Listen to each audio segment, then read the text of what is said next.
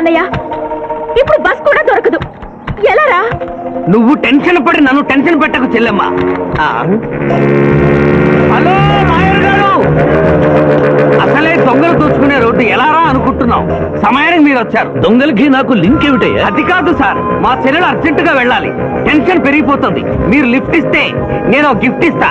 అలాగే swimming madam వెనకెక్కండి. Thank you అన్నయ్య, జాగ్రత్త. బాయ్.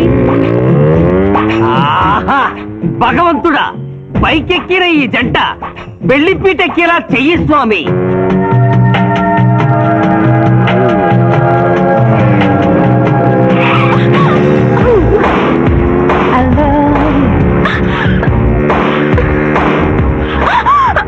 ఎందుకంటే అన్నిసార్లు అలా సడన్ బ్రేక్ వేస్తారు? తప్పు నాది కాదండి, గవర్నమెంట్ది. ఇది వరకు రోడ్లు 3 నెలలకు ఒకసారి పోయేవి, ఇప్పుడు 3 రోజులకు ఒకసారి పోతున్నాయి. అందుకే సడన్ గా బ్రేక్ వేయాల్సి వస్తుంది. చూసుకోండి.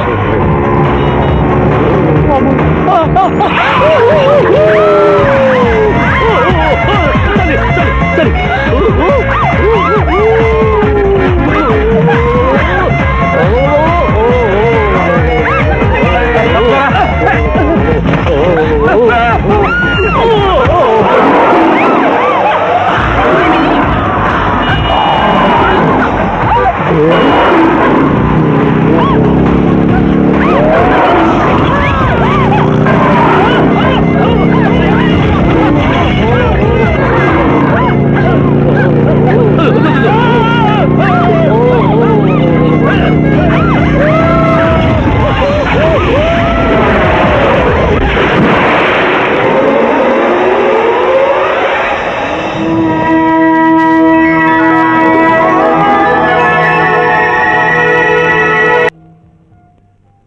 సాధించాలనుకున్నది సాధించడం నాకు లాతో పెట్టిన విద్య. మేమన్నా కాదన్నావు బాబు?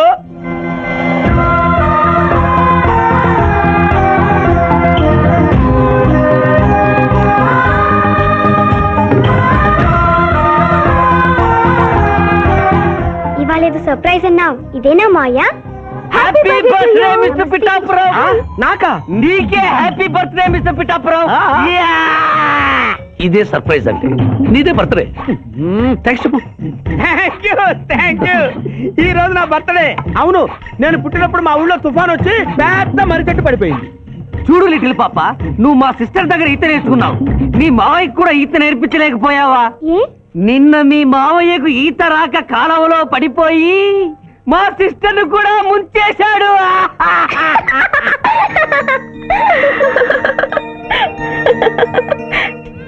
Hi Shiva. Hi Shiva. Hello. ఇదేంటి, ఆ రోజు ఈ అమ్మాయి మీ గర్ల్ ఫ్రెండ్ అంటే కాదన్నారు, మీ ఇద్దరు ఎక్కడ పడితే అక్కడ కనిపిస్తున్నారు. ఏమంటారు ఈ కాంబినేషన్ ని? చెప్పు శివ. ఆ అమ్మాయి మన టైప్ కాదులే. What do you mean? నాదే టైప్ బ్రదర్. ఏ టైప్ అంటావేంటి? ఫస్ట్ టైం నీ ఫోటో చూపించి వస్తుందేమో కనుక్కోమన్నాడు. ఆ అమ్మాయిని చూసినప్పుడు అలా అనలేదు కదా. పిఠాపురం, నువ్వు ఊరుకో జూనియర్. చెప్పని సిస్టర్ నేను అపార్థం చేసుకుంటుంది. ఇంత ముందంటే నువ్వు అదో టైప్ క్యారెక్టర్, ఎవరు చూసినా వస్తుందేమో కనుక్కోమనేవాడివి. ఇప్పుడు నువ్వు అలా అంటలేదు కదా. ఈ విషయం అమ్మాయికి తెలియాలి కదా. పిఠాపురం అర్థమైందా ఇతని క్యారెక్టర్? మీ మెళ్ళో తాళి కడుతూ కూడా జడెత్తి పట్టుకున్న అమ్మాయికి కన్ను కొడతాడు. నువ్వు ఇతని వల్ల చిక్కుకున్నావు. Finish please. అదిగా చెల్లెమ్మ, పాపం శివాజీ. Shut up. ఇలాంటి మనిషితో స్నేహం ఏంటా నీకు? పదపోదాం. థ్యాంక్ యూ బ్రదర్, నేను చేయాల్సింది నువ్వు చేసావు. Bye Shiva. Bye. Sorry junior. Pithapuram, నువ్వేం బాధపడకు. నేను నమ్ముకున్న దేవుడు ఒక్కడే, ఏడుకొండల స్వామి. నేను కోరుకున్న అమ్మాయి ఒక్కతే, శిరీష. శిరీష, ఆగు శిరీష, నీతో మాట్లాడాలి. సారీ. ప్లీజ్ శిరీష, నన్ను అర్థం చేసుకో. అర్థం చేసుకున్నాను. నీలో 10% లాయర్ ఉంటే 90% తిరుగుబోతున్నాడు. ఆ తిరుగుబోతును సంతోష పెట్టడానికి నీ లాయర్ వృత్తిని వాడుకుంటున్నా. ఆ శివాజీ నా నుంచి ఎప్పుడూ వెళ్ళిపోయాడు. ఇప్పుడు నా గుండె నిండా నువ్వే ఉన్నా. నిన్ను పెళ్లి చేసుకోవాలనుకున్నదే నా జీవిత లక్ష్యం. నీతో నాకు పెళ్ళా? Never. It will never happen in my life. Sirisha, చీ అంటే వెనకబడతావు lawyer? That is none of your business. అది నా పర్సనల్ విషయం. అరే శిరీష నా పర్సనల్ లేడీ బాయా, తెలీదా? నా క్లాస్మేట్, కాలేజ్ మెట్టు, త్వరలోనే కాటేజ్ మెట్టు కూడా చేసుకోబోతున్నా. మిస్టర్ శ్రీనాథ్, అరే ఒప్పుకుంటే 3 ముళ్ళేస్తా, లేకుంటే రేపు చేస్తా. ఆ కేసు కూడా నీకే ఇస్తా. శిరీష్ గురించి చెడుగా మాట్లాడితే నీ ప్రాణాలు తీసి ఆత్మహత్య చేసుకున్నామని కోర్టులో నిరూపిస్తాను. జాగ్రత్త.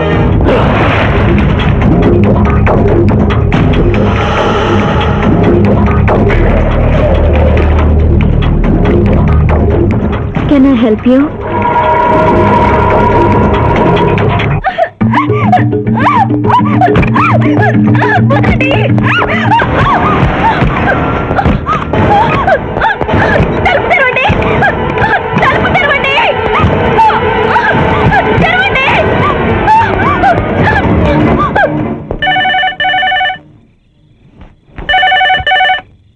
హలో హలో, నేను స్వర్ణని. నువ్వా? తొందరపడి డిస్కనెక్ట్ చేయొద్దు. లేడీస్ అంటే నీకు ఎంత బలహీనత ఉన్నా శిరీష నువ్వు గొప్పగా ప్రేమిస్తున్నావని స్విమ్మింగ్ పూల్ వద్ద చూశాను. ఇప్పుడు నీ శిరీష డేంజర్ లో పడింది. ఇదో కొత్త ప్లానా? నీ మంచి కోసం చెప్తున్నాను. శిరీషను శ్రీనాథ్ కిడ్నాప్ చేశాడు. శిరీష్ ఎక్కడుంది?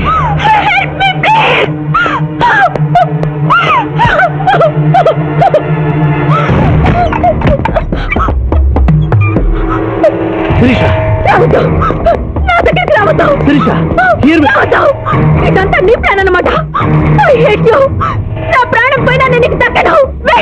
శిరీష, ఏం మాట్లాడుతున్నావు? నేను నిన్ను కాపాడడానికి వచ్చాను. ఎవరు ఎవరిది? అంది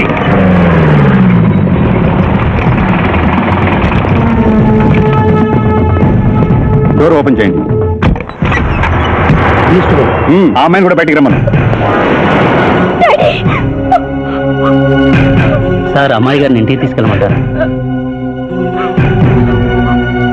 ఇద్దరిని వ్యాన్ ఎక్కించు. ఇదంతా కుట్ర.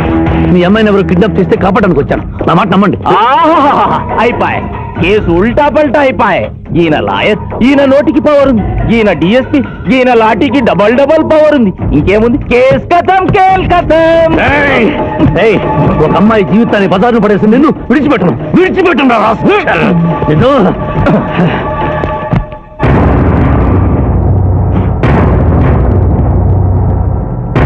నువ్వు చెప్పదలుచుకుంది ఏమైనా ఉందా శివాజీ? ఏం చెప్పంటారు మిస్టర్ జస్టిస్? ఎన్నో కేసుల్లో కంచులాగా మోగిన ఈ కంఠం మోగబోయిందని చెప్పంటారు. ఈ క్షణంలో మా ఇద్దరిని ప్రభుత్వ ఆసుపత్రికి తీసుకెళ్తే మేము ఏ తప్పు చేయలేదని నిరూపించుకోగలం అని చెప్పమంటారా? నువ్వు కోరితే నీ కోరిక అంగీకరించడానికి నేను సిద్ధంగా ఉన్నాను. అంగీకరించే లాభం ఏముంది మిస్టర్ జస్టిస్? పెళ్లి కావలసిన శిరీష జీవితంపై పడ్డ ఈ మచ్చని మీరు తుడిచేయగలరా? ఆమె నిరపరాధిని, రేపు ఆమెను చేసుకోబోయేవని నమ్మించగలరా? ఇమ్మోరల్ యాక్ట్ కింద అరెస్ట్ అయిన మమ్మల్ని మీరు శిక్ష వేయకుండా వదిలేయగలరా? అయితే నిన్ను బార్ అసోసియేషన్ నుంచి డిబార్ చేయటం, ఆమెకు 1000 రూపాయల జరిమానాతో పాటు వారం రోజులు జైలు శిక్ష విధించడం తప్ప మరో పరిష్కారం లేదు. ఉంది జడ్జి గారు.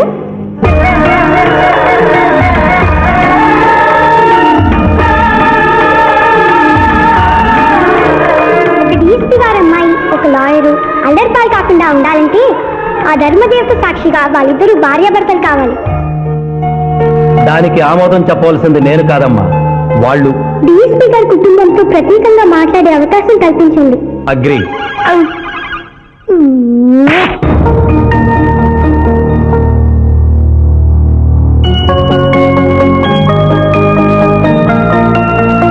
నేను కోర్టులో అలా మాట్లాడడం తప్పా సార్? అవమానంతో ఆత్మహత్య చేసుకునే పరిస్థితిలో ఉన్న మాకు తప్పులేం తెలుస్తాయమ్మా? అలా అనకండి. ఇప్పుడు జరగవలసిన ఆత్మహత్యలు కాదు, వీళ్ళిద్దరిని అల్లరిపాలు చేయాలని వాళ్ళు చేసిన పనిని శుభలేఖలతో శుభంగా ముగించడం. అవును నాన్నగారు, శిరీష్ అంటే శివాజీకి ఎంత ఇష్టమో నాకు తెలుసు. మీరు ఎలాగో కట్టించి పెళ్లి చేయలేరు. చెల్లి పెళ్లి జరుగుతుందా లేదా అని అమ్మ నిప్పుడు కుంపటి గుండెల మీద పెట్టుకుని బ్రతుకుతోంది. ఇంత నింద పడ్డాక చెల్లి పెళ్లి చేయలేరు. మీరే ఆలోచించండి.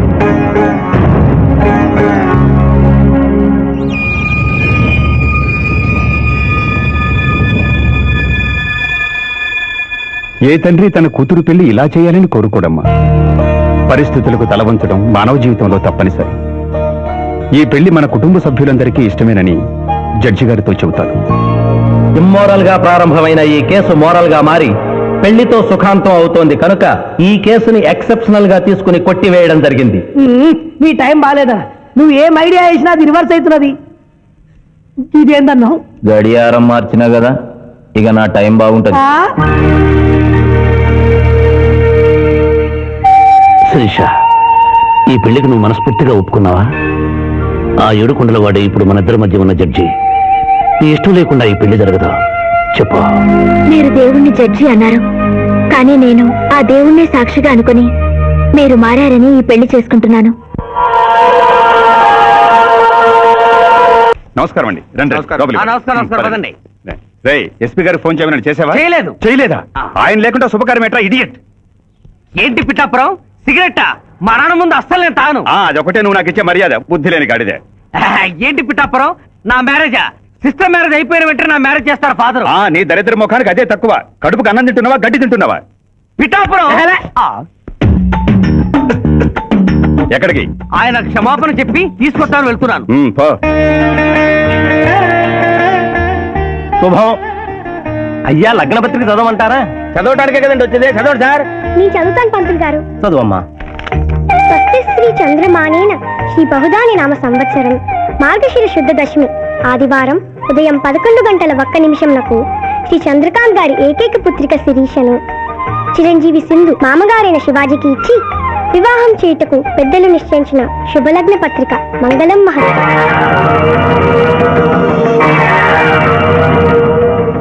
వారి చేతికి ఇవ్వమ్మా. రారాములమ్మ, సమయానికి వచ్చావు. పెద్దదానివి, ముందు నువ్వు అక్షతలు వేయి.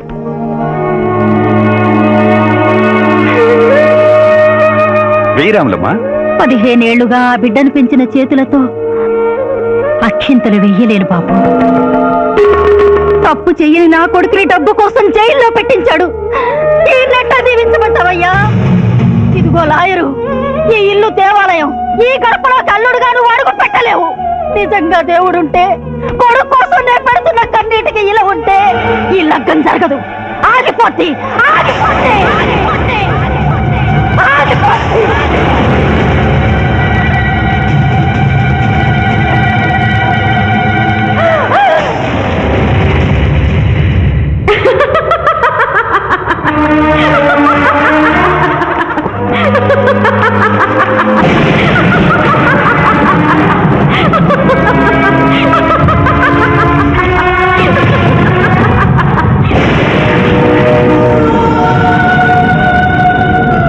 నా కళ్లకు గంతలు కట్టి నువ్వు నీలాంటి లాయర్లు ఇన్నాళ్లు నన్ను హింస పెట్టారు.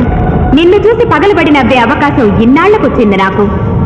మానభంగం చేసిన వాళ్లను అమాయకులన్నావు, హత్యలు చేసిన వాళ్లను అపర గాంధీలన్నావు, ప్రేమికుల్ని విడదీశావు. ఎందుకు? డబ్బు కోసం. ఆ డబ్బు నువ్వు వాడుకున్న జీవితాల్లా మూలపడి మూలుగుతోంది. తిను, అన్నమెందుకు? ఆ డబ్బే తిను. నన్ను పిచ్చిదాన్ని చేసి కోర్టులో ఇష్టం వచ్చినట్టు వాదించినప్పుడు లేని భయం, బెంగ ఇప్పుడెందుకు వచ్చాయి? ప్రియురాలి ముందు ఒక పేదరాలు శపించిందనా? లగ్న పత్రిక మీద ఆమె కన్నీళ్లు పడి రాసిన లగ్నం చెరిగిపోతుందనా? నీకు ప్రియురాలు కావాలి, కానీ న్యాయం అక్కర్లేదా? న్యాయమే కావాలనే తాపత్రయపడిన నా అక్కకు నువ్వు ఇచ్చిన వరమేమిటి? మరణం. తన రక్తంతో నీ పాదాలు కడిగింది. ఏం చేశావు ఆవిడకు నువ్వు? ధర్మం. నడి రోడ్డు మీద పెంచుకుని కలిసి కలిసి చంపారు. అప్పుడు ఏమయ్యాయి? నల్లగుడ్డ చాటున నీ కళ్ళు. గుడ్డిదాని వైపోయావా? ఈ దేశంలో ఉత్తర భారతం నుంచి దక్షిణ భారతం వరకు ఎంతమంది రాజకీయ నాయకులు మోసం చేయడం లేదు. వాళ్ళను కాపాడాలని చూసే న్యాయవాదులు ఎంతమంది లేరు? కాదని చెప్పు, చేతులు జోడిస్తాను. 3 అంచెల ప్రభుత్వాన్ని మేసే 3 కంచెలే రాజకీయం, చట్టం, న్యాయం. అవి 3 కోతుల్లాగా మారిపోయాయి. చెడు అనకు, చెడు వినకు, చెడు చూడకు అన్న 3 రీతుల్ని కోతులకు వదిలేసి చెప్పింది వినకు అంటుంది రాజకీయం. పెద్దవాడిని ఏవి అనుకు అంటుంది చట్టం. ధర్మాన్ని చూడకు అంటుంది న్యాయం. ఈ నిజం తెలుసుకునే ఈ పద్ధతిలో బ్రతకాలను నిర్ణయించుకున్న నన్ను ప్రశ్నించే హక్కు నీకు లేదు. వెళ్ళు, వెళ్ళిపోయి ఇక్కడి నుంచి.